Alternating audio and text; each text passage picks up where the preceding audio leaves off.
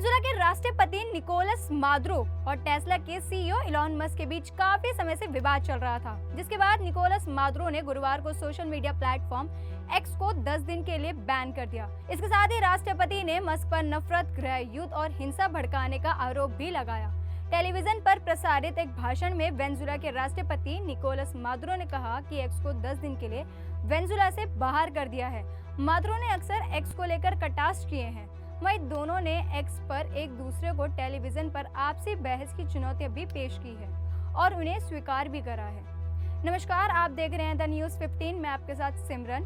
चलिए जानते हैं क्या है ये पूरा मामला।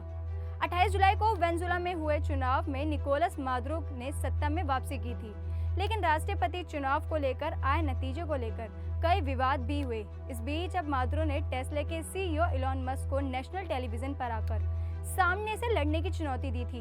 इसके ठीक बाद मस्क ने भी इस चुनौती को स्वीकार कर लिया था। मस्क ने वेनेजुएला के चुनावी परिणाम को लेकर एक के बाद एक कई पोस्ट किए। उन्होंने मादुरो को तानाशाह बुलाते हुए शर्म आने की बात तक कही थी। इलॉन मस्क ने चुनौती स्वीकार किए जाने पर सोशल मीडिया यूजर्स ने जमकर प्रतिक्रिया करी। मस्क और मादुरो के बीच क्यों हुआ विवाद? दरअसल पिछले कई दिनों से मस्क वेनेजुएला के राष्ट्रपति पर लगातार टिप्पणियां दे रहे थे। मादुरो ने मस्क के हमलों का जवाब देते हुए कहा कि जो भी उनके साथ खिलवाड़ करता है वह खत्म हो जाता है, बर्बाद हो जाता है। फिर भी अगर इलॉन मस्क लड़ना चाहते हैं तो वह तैयार है। इसके बाद इलॉन मस्क ने भी चुनौती स्वीकार कर एक्स पर पोस्ट किया कि मादुरो हार जाएंगे। इसके साथ इलॉन मस्क ने एक अन्य पोस्ट में कहा, अगर इलॉन मस्क जीतते हैं तो मादुरो को वेनेजुएला के तानाशाह पद से इस्तीफा देना होगा, और अगर मादुरो जीतते हैं तो इलॉन मस्क उन्हें मुफ्त में मंगल घुमाएंगे। वेनेजुएला के चुनाव से पहले मस्क ने एक पोस्ट में लिखा, वेनेजुएला के लोगों के लिए बेहद भविष्य को चुनने का समय आ गया है। मारिया कोरेना का समर्थन करें।